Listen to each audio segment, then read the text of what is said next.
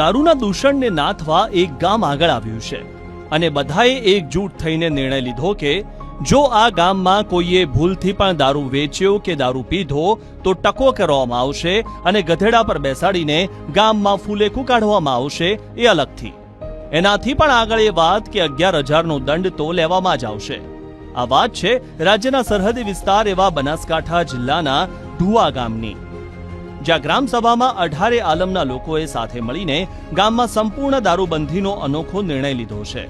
યુવા પેઢીને દારૂના વ્યસનથી બચાવવા, ગામમાં સ્વચ્છતા જાળવવા, શિક્ષણનું સ્તર ઊંચું લાવવા અને મહિલાઓની સુરક્ષા સુનિશ્ચિત કરવાના ઉમદા હેતુથી ક્રાંતિકારી નિર્ણય લેવાયો છે, જેમાં દારૂનું વેચાણ કરનાર ઝડપાશે તો તેનું મુંડન કરીને 11,000 રૂપિયાનો દંડ વસૂલાશે. સાથે જ ગધેડા પર બેસીને ગામની મુસાફરી પાક્કી. આ ઉપરાંત જો કોઈ નિયમોનું પાલન નહીં કરે તો પંચાયત દ્વારા કાયદેસરની કાર્યવાહી કરવામાં આવશે. સૌથી મહત્વની વાત એ પણ કે આ જાહેર સભામાં પોલીસની કાર્યવાહી સામે પણ સવાલો ઊભા થયા હતા. જો કે આગામી સમયમાં આવું કંઈ થશે તો ગૃહ મંત્રાલય સુધી રજૂઆત કરવામાં આવશે.